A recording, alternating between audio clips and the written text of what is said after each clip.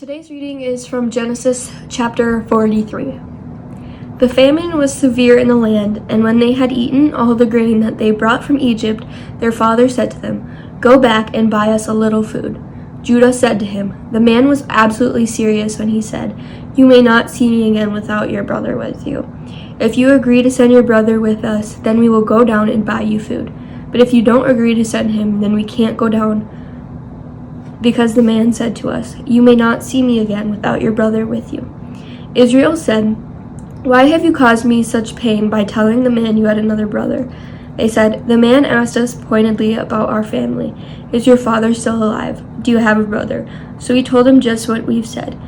How were we to know he'd say, "Bring your brother down here"?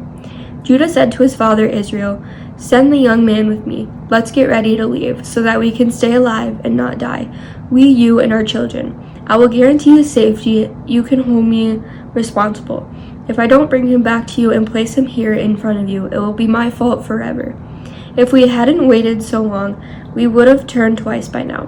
Their father Israel said to them, "If it has to be, then do this. Take in your bags some of the land's choice produce, and bring it down to the man as a gift. A little medicinal resin, a little honey, gum, resin, pistachios, and almonds. Take twice as much silver with you, and take back the silver returned in the top of your sacks. It might have been a mistake. And take your brother, get ready, and go back to the man. May God Almighty make the man compassionate toward you, so that he may send back your other brother and Benjamin with you. But me, if I'm left childless, then I'm left childless." So the men took this gift. They took twice as much silver with them, together with Benjamin.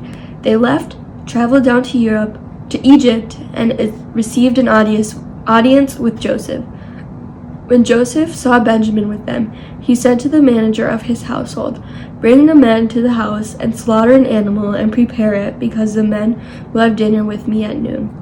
The man did as Joseph told him and brought the men to Joseph's house.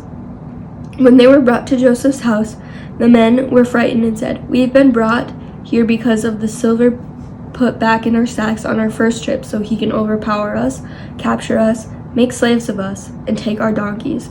They approached the man who was Joseph's household manager and spoke to him at the house's entrance.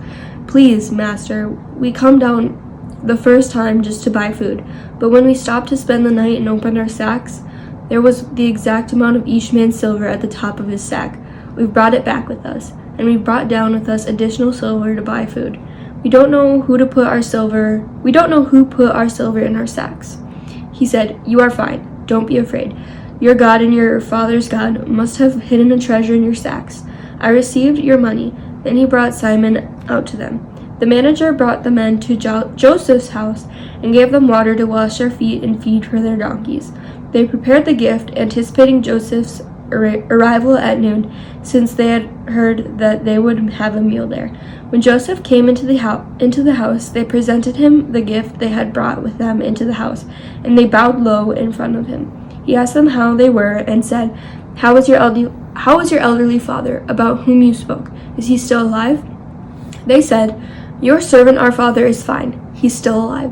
And they bowed down again with deep respect.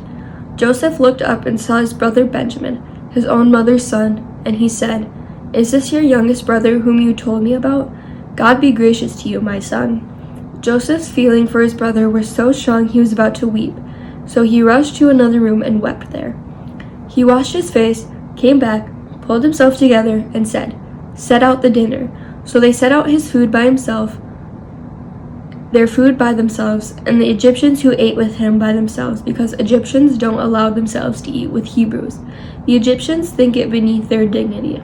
They were seated in front of him from the oldest to the youngest in their exact birth order, and the men looked at each other with amazement.